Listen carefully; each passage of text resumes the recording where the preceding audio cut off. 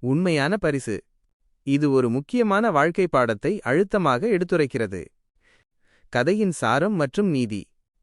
கதையில் வரும் சிறுமி அமுதா மலிவான மற்றும் போலியான பிளாஸ்டிக் முத்துமாலையை கெட்டியாக பிடித்துக்கொண்டு தன் அன்பான அப்பா அவளுக்காக வைத்திருக்கும் உண்மையான முத்துமாலையைக் கண்டும் காணாமல் இருக்கிறாள். இது நம் வாழ்க்கையின் ஒரு பிம்பமாக உள்ளது. பிளாஸ்டிக் மாலை. நம்முடைய மோசமான பழக்கங்கள், தீய நட்புகள், அர்த்தமற்ற உறவுகள், பழைய மனக்கசப்புகள் அல்லது நம்மை பாதிக்கக்கூடிய செயல்கள் இவை மலிவானவை, ஆனால் நாம் விட மனமில்லாதவை. இவை நமக்கு சிறிய திருப்தியை அளித்தாலும் காலப்போக்கில் உடைந்தும் நிறமிழந்தும் நம்மை பாதித்தும் போகின்றன. மாலை உடைந்ததைப் போல. அப்பா, கடவுள், காலம், விதி, நல்ல வாய்ப்புகள் அல்லது நம் நலனில் அக்கறை கொண்டவர்கள். உண்மையான முத்துமாலை.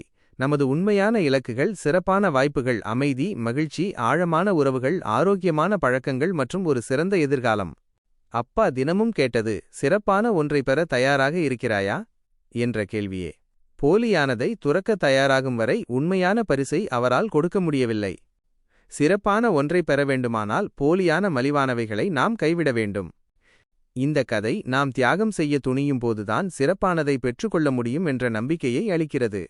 இந்த வீடியோ உங்களுக்கு பிடித்திருந்தால் மறக்காமல் ஒரு சப்ஸ்கிரைப் செய்து உங்கள் நண்பர்களுக்கும் பகிர்ந்துவிடுங்கள். உங்களுடைய ஆதரவு எங்களுக்கு மிகவும் முக்கியமானது. மேலும் பல சுவாரஸ்யமான வீடியோக்களுடன் உங்களை சந்திக்கிறோம். தொடர்ந்து இணைந்திருங்கள். வணக்கம். வாழ்க வளமுடன்.